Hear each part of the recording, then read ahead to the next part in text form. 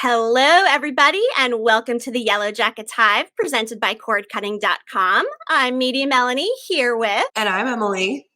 And today we have a very special interview with somebody who worked on a very important scene from the pilot of Yellowjackets.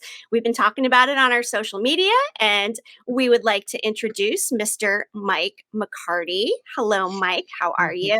Great. How are you guys today? Good. Fantastic. Thank you. We appreciate you taking the time to join us. Mm-hmm. You are the studio supervisor at Autonomous FX. How long have you been in that role for now? I've been here at Autonomous for about 7 years, but prior to that, I've worked in the makeup effects industry for about 30 years. So I bounced around in a lot of shops. I spent a lot of time at a shop called K&B for about 20 years. And Jason Collins, the guy that owns Autonomous Effects, worked with me in the 90s at K&B. And when he got his own place, about 7 years ago, I was looking for a change of pace. And I said, hey, who's running your shop? And he was like, I don't know, maybe you. Great. Hey, that all worked out wonderfully. Yeah, absolutely. So we found you from this Instagram post on the Autonomous FX Instagram. And we just wanted to start by giving credit to the entire crew who worked on this. Yeah, Len Burge was one of the sculptors. Eric Koo was one of the sculptors as well. Tony Matievich was seaming for us back then. Rich Mayberry painted it. He's passed away last year, sadly. Oh. But he lives on forever in all the work that he's done over the many years. So true. That's right. Yeah. Annalise did the hair. We have our whole crew out there in the shop. Steve Hajiaj did some casting, and Aaron Gloverman did the mold making. It's we've got a really tight crew that we've had for a number of years, and they do everything for us, as far as like from sculpting all the way to mold making, seaming, casting, painting, hair work, and then onto set. So yeah, we've got a really good shop. Proud to be a part of it, and it's cool. There's so much more that goes into it than anybody realizes too. There really is, and so much time too. Like that body in particular, I think we took about 6-7 weeks to make. Oh wow! Yeah. Wow. And I know when he first posted this, he got a lot of flack. It was like, whoa, what do you mean? You're showing her face. We're like, what, that's just a generic body. and to clarify, you guys don't know who Pit Girl is. So people in the comments, don't ask. You do not know. We do not know. we don't know who Pit Girl is. So just to clarify. I'm sure they didn't know at that moment either when we were creating the pilot. Right. And the pilot, mostly here actually all here in Southern California, and all the snow stuff we shot up at Big Bear. So we took the body up there. We were up at Big Bear for 4 days, freezing cold, but a lot of fun. You take a snowcat up to the set location and then just kind of wander around. And like you see that there's the frozen coffee maker. Exactly. Yes. Yeah, wow. So it was cold. You go there to get a cup of coffee and you're like, really? This is what it's like? Okay. Yep. Cold craft services. And really quickly, I just also wanted to shout out the production designer on this is Kat Smith. How did this job come about? Have you guys worked with Showtime before? We've worked with everybody at least once, it seems, at this point. We have a lot of connections. And I think this job in particular came to us from the AD. One of the assistant directors was like, hey, I just worked with these guys. And I think it was on that show. City of Angels, Penny Dreadful.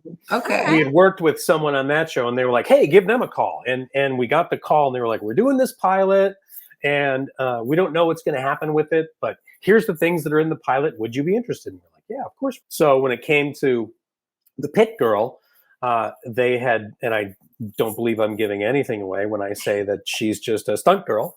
Nope, and she came to the shop and laid on a table in a position like this. Because if you start with a body with the arms down and then you have to have them up, like when she's hanging upside down, by the ankles, the throat slitting part, it's hard to manipulate a body without it looking super fake in this area. It's going to wrinkle weird and do things you don't want it to do. Plus, this is going to all tear, and then you got to patch all that. So we cast her like this, laying on a table. Wow. Okay. Same body for the hanging Pit Girl and the stick Pit Girl? Yeah, and for the stick Pit Girl, we did was just repositioned one of the arms back. So you've still got the one up like it is there, and then the other one is back. Yeah. And because she was going to be wearing, that nightgown kind of outfit, and we were going to put all those wounds on it from the stakes coming up through, we knew we could hide any sins that were of the body being in a different position. Right. Yeah. So yeah, she was a stunt girl. Came in, we laid her on a table, did a body cast of her entire body. And then what we do is we take that body cast and we fill it with clay, like molten clay. You melt clay in a double boiler until it's liquid, and then you brush the clay in so we could peel that body mold off and then just have a full clay version of the stunt girl. And then you go in, you clean it all up, you round out the back, you flip it over, you add the back where she was laying on the table. You don't have any of that information. And we just did a full body sculpture, and she is now one of our sort of generic molds of this position. Wow. How long did that take to do from start to finish with the mold? I think we had about 7 weeks to do it, but if we really had to hustle, we can do it in about 4 or 5 weeks, but that's people working weekends and doing stuff like that. Right. Yeah. Oh my goodness. That's a lot. When your team meets and you're kind of brainstorming and conceptualizing, how much actual creative direction did you have from Showtime, or did they just basically say, hey, we're sending a stunt girl and that's all that you have to go on? What other background information did you have? If I remember correctly, they had a pretty good idea of what they wanted.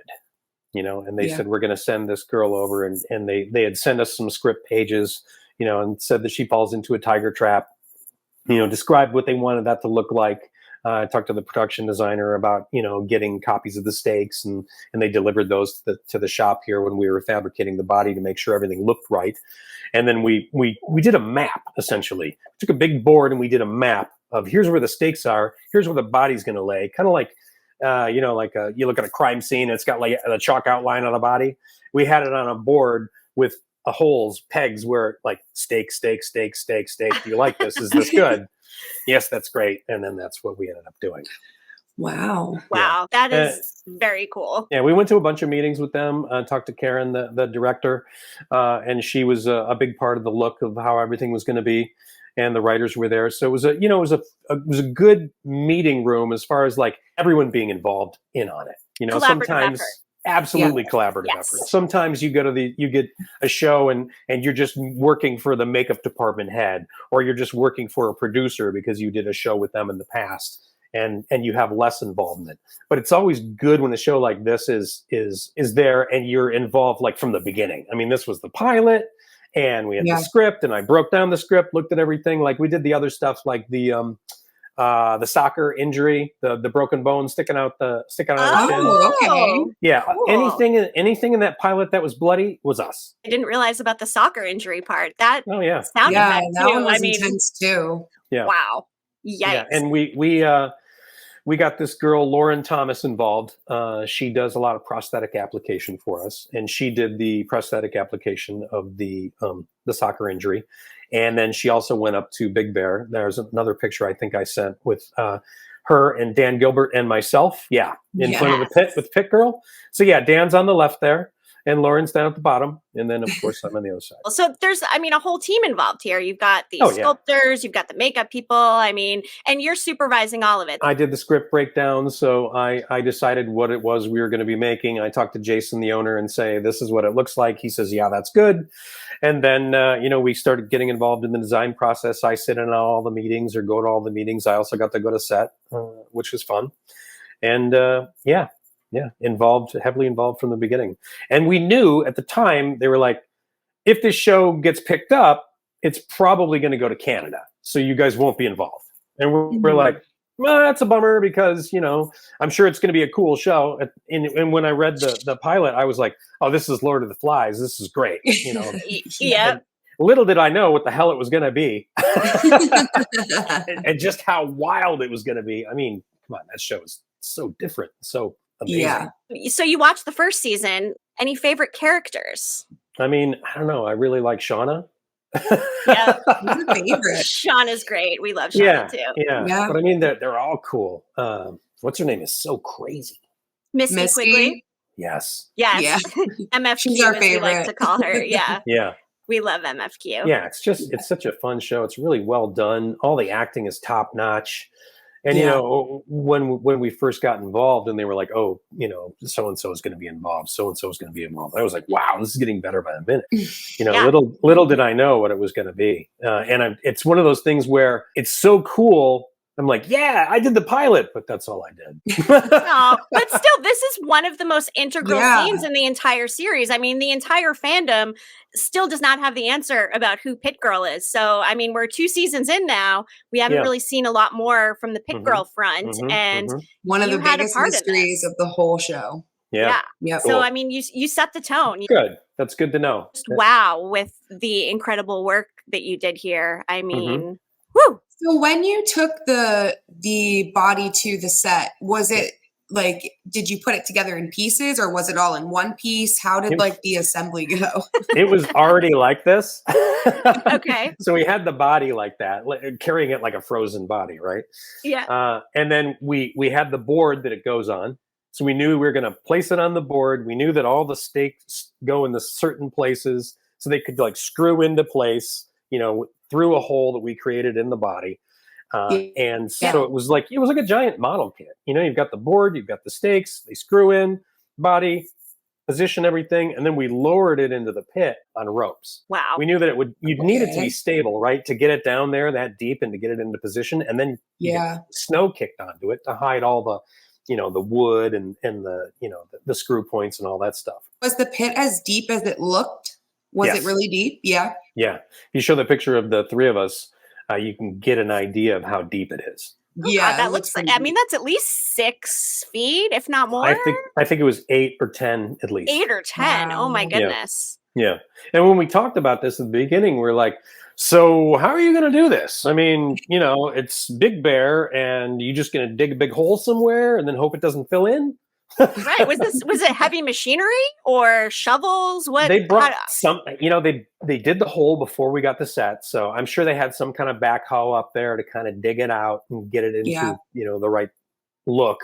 Maybe even had some guys in ladders climb down in there and kind of shave the walls down to make it straight.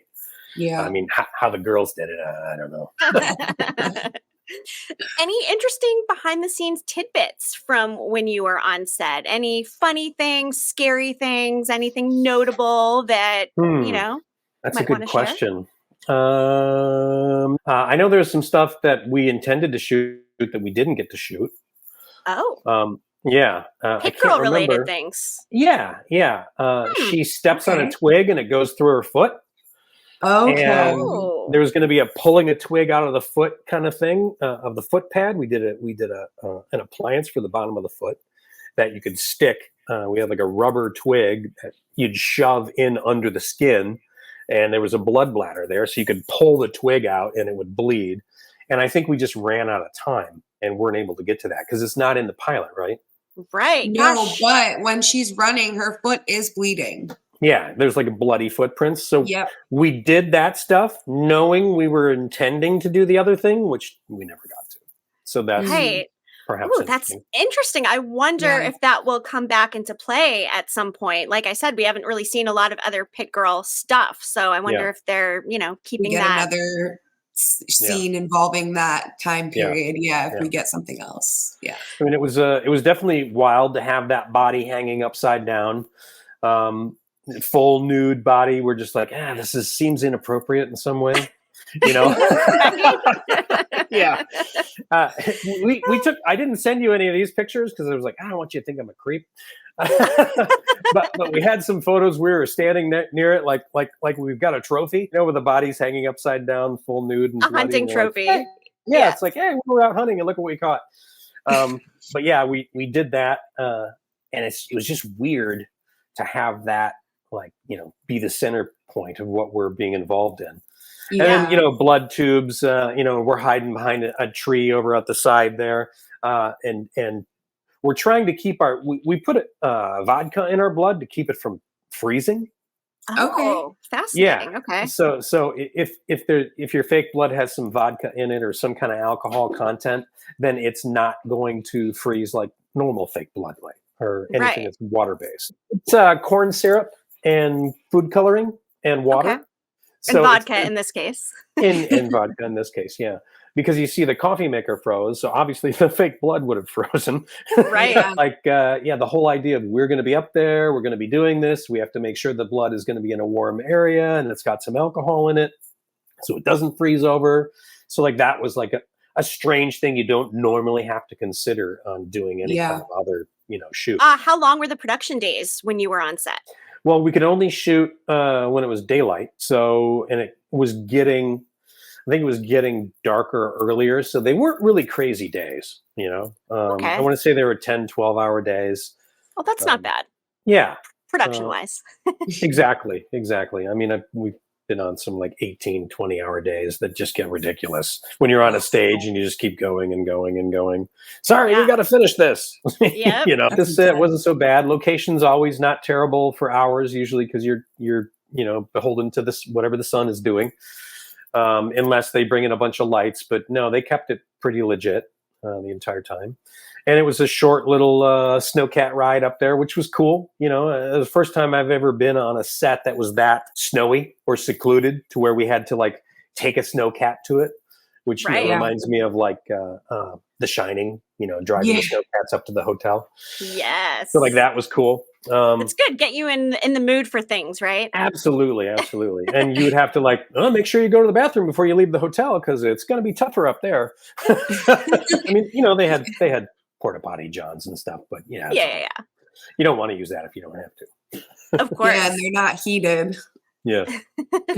Favorite memory or thing that happened while you were working on this project? Well, I mean, it's really cool just to get to stay at the ski resort and have that be where you relax after work, You go back to the ski resort, sit in front of the fireplace, have some coffee or whatever, a nice little dinner. The crew was all great. It was a good atmosphere, from the beginning to the end. A lot of sets you go on to, they're stressful or tiring. Sure, this was tiring physically, but you really felt you were getting something out of it. Yeah. I'm wearing snowshoes and walking around. How cool is that? Oh, you got to wear snowshoes. That's great. Yeah, absolutely. They fitted everybody with snowshoes. Oh, that's so cool. You've got boots that, are going to be waterproof. And, they had a list of things that you kind of had to prepare for. But living in California for the last 30 years, I rarely got to deal with any of that. So it was like, I got to go buy snow pants and I got to go buy a jacket. And, hand warmers? Did you bring hand warmers? They had tons of hand warmers there. That's great. I love those. Nuts with the hand warmers. Yeah. Yeah. Did you got another set? Yeah, I'll take them. Was this the coldest set you've ever worked on in your career? Personally? Sure. Absolutely. Okay. I'm sure there have been plenty of colder sets, but for me, it was the first time I'd ever really been involved in a lot of heavy snow. For shots. So it was cool. It was different. It was exciting. I wanted to be a part of it. I was like, I want to go to set for this. I don't always get to go to set. Mostly I'm in the shop here telling people what to do or, helping Jason out or, bidding out other projects. I was like, no, this is going to be great. I want to go up there and be involved. Yeah. What a great set to be on too. And like we talked about, I mean, this is one of the biggest mysteries of the entire series. And for you to have played a hand in that, the fandom thanks you. I mean, we all just speculate and we love the Pit Girl scene. After watching the first season, do you have any personal theories on who Pit Girl could be? Now we know you don't know. Disclaimer, you don't know. You don't know anything from Showtime, but any theories? Honestly, no, I don't. Who do you think it is? Well, we think it's one of the newer season 2 characters. She was in season 1, but she started getting a speaking role in season 2. Her name is Jen, played by Maya Lowe. And I mean, she is kind of a dead ringer for the stunt person. Or possibly Mari. That's another consideration. It could be Mari. It could be Mari. It looks like Mari's body more hung upside down, and I think it looks like Jen's face more in the actual pit. So a couple other things that make me think that it could be Mari, like Misty wearing the jacket and stuff like that. But it's for us, it's definitely between those two characters right now. Yeah. Cool. We love speculating, and we've got a lot of time since, season 3 may not be here for a while. Yeah. Are you working right now, or are you also on hiatus given the strikes that are going on? Well, I am here in the shop, and we do have a few things that we're doing that are shooting in Europe or out of the States that aren't involved in the strike. But yeah, not a lot of work right now, sadly. But I think when it comes back, it's going to come back with a kind of crazed fury, like it did Yes. after COVID. Mm-hmm. Because we shot this right before COVID. So I remember there were some people that were like getting sick around this time, like, I really got a terrible flu. I don't know there's something really bad going around. And literally it was like 2 months later was when we found out, oh, it's this. Yeah. And then we shut down. But after being out of work for that amount of time during COVID, when we came back, every show and movie launched at the same time. Yeah. So it was like we were just hit with so many jobs. At one point, we had 19 different jobs we were involved in. Wow. At the same time. What's the average workload or project load? I think we would be happy with 4 to 6. Wow. So 19? Yeah. Oh my gosh. Now, some of those, granted, might have been like, I need a bullet wound or I need a tattoo or something like that. But still, every single one of those projects, as far as they're concerned, they're the most important project that you have going. Of course, Of course. Where's my tattoo? I'm like, I don't know. I got 700 other things I'm working on. Let me find out. So tattoos, that's another thing you guys do. Yep, we do. We do tattoos. We do full prosthetic makeups, bodies, animatronics, monster suits, you name it. If it's makeup or blood related or whatever, we're involved. What are some other projects that you've worked on? Last year, or at least the last couple of years, the last season of Westworld we did. Oh, okay. We did the Pam and Tommy show for Hulu. Oh, yeah. Lots of crazy things for that. Obviously, I puppeteered the mechanical penis. I was just going to ask you. Yeah. Wow. That was me. That was me with a stick. Wow. That is hilarious. How wild was that scene? I mean, I know we're talking about Yellowjackets, but how wild was that scene? Yeah, wild in a different way. That was a good show. Yeah. Wow. I sat behind him on the floor with another guy, Dave Snyder, and he was wearing this rig, right, with the penis on it, and just standing there having the conversation with it while I'm back there moving, and Dave was making it talk, and then I was doing the voice. It was a lot of fun. It was a lot of fun. Did you take any behind the scenes pictures from that? Yes. And no. I bet you did. And the no was, no, you can't have them. Right. That is amazing. What about I mean, your resume is big. You worked on a lot of stuff, but like your favorite or maybe top 3 in your career? Man, it's just so hard. It's just so hard to pin it down because I've been involved in so many things over the years. I mean, obviously, Pam and Tommy was big because we won an Emmy for that. Yes, congrats. Thanks. Yeah. Westworld was great because I loved the show, so being involved in that was pretty cool. Back in the day, I worked on a show called Sin City, which was cool because it was pretty groundbreaking at the time when it came out. It was all shot in black and white and completely green screen, and everything it had that whole comic book look. Yeah, and there were certain pops of elements of color that we would do in neon on set, and then those were changed into a different tone for the film. So that was always pretty cool. But I mean, I've been lucky enough to be involved in a lot of really great projects going all the way back to the early 90s, and up until now. It's just, I guess it's a blessing, to have a career that doesn't drive you crazy and that you don't hate. And AI can't really take over doing these type of special effects that you do. I mean, they're very specific and need to be actual real world constructed. So your job security is probably pretty good. In the time of Jurassic Park, when that came out, everyone in our industry was panicked. They were like, oh my God, we're never going to do anything again because now look at how you can make a T-Rex and there's no actual, stuff involved. But I mean, the truth of the matter was there was a lot of puppet elements to all of that. And to this day, there's still a lot of puppet elements or insert elements. Yeah, you're going to have a big digital creature, but you need something for the actors to react with. It's an insert head or it's an insert arm or a foot or whatever. Or you'll do a miniature maquette version of it. And then you'll paint that, give that to the computer guys, and that's what they scan. So we're still heavily involved. And honestly, practical effects is really coming back. That's people incredible. Are really, I'm hearing more and more and more. We'll get a show, we'll get a script, I'll break it down and they'll say, we want to do all this practical. I'm like, okay, great. like, yeah, we just don't want any hokey, CGI garbage. CG, yeah. And we just want it to look, realistic and practical. How can we do this? And a lot of times we'll work hand in hand with visual effects.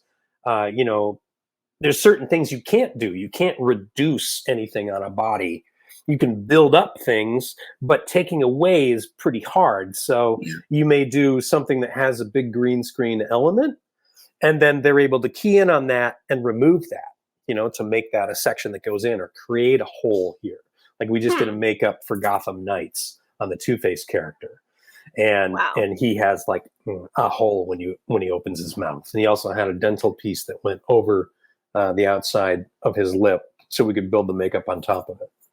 Wow. That is so cool. That is amazing. What a fun niche to work in. I mean, you've probably seen some pretty wild things over the years. So yeah, I mean, the cool aspect of our job is we get to do so many different things, and everything that we do, it's like we've done this, but never quite like that. Yeah. Right.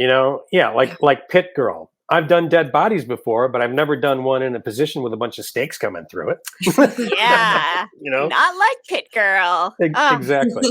Love that. Yeah. Where is Pit Girl right now? Does Yellowjackets have her somewhere with their stuff, or do you have her in your studio? All that stuff came back here, and she was sort of dismantled.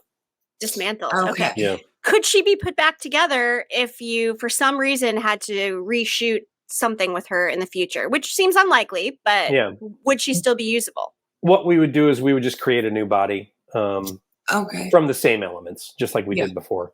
Right. And that would be the best way to go. Because, once something has been on set and it's full of blood, and then, after a while, the elements get to it, it becomes kind of a gross thing. You don't really want to, even if you squish it and hose it down and water it out, it's still going to be sort of like a pink sponge on the inside. Yeah. And when it's just sitting there, the parts of it or whatever, does it like disintegrate over time at all, or does it stay true to its form? How does that work with shelf life? True to its form. The shelf life isn't terrible. It will take impressions if it's laying in a position. Anything it leans against, it may take an impression of. It's not like the old days of foam latex, which would completely deteriorate and kind of crisp up over time. Silicone is going to last a lot longer, but it does still get kind of dirty and sticky, and it starts to. What we do is we put a plasticizer in it, so it has a bit of elasticity to it, and a feel of real skin when you were to touch it or manipulate it. You don't want it to be too stiff, especially if you have to get it into a certain position. So after a while, the plasticizer oil will start to leach out of it, and it'll become kind of a tacky, weird, oily mess. So if we needed to do something, we would just make another one. All right. And just go from whip there. it right up. Yeah. And we would, and maybe the producers are watching, Maybe. would cast whoever Pit Girl is and make a version of that body with whoever Pit Girl is. The real Pit Girl. Ooh. Exactly. Yeah. Yes. Again, I mean, the entire fandom is dying to know who Pit Girl is. And we know you don't know, but we can't thank you enough for being the creative force behind creating this incredible Thanks. body. Yeah, we had such a great team at Autonomous Effects, and Jason Collins, the owner, he's got a really, really good thing going here. So I'm proud to be a part of it. Awesome. Well, we really appreciate you taking the time to speak with us and answer our questions today. And you got to get on watching the second season of Yellowjackets. You got to watch. I will. My wife has been working a lot of late hours, and I'm told I'm not allowed to watch it without her. So, all right, smart woman, smart woman. Yeah. Yes. Oh, Mike, thank you, and we'll keep in touch. Yeah, absolutely. Don't hesitate to reach out about anything. All right, will do. Thank you. Thanks. Bye. All right, bye.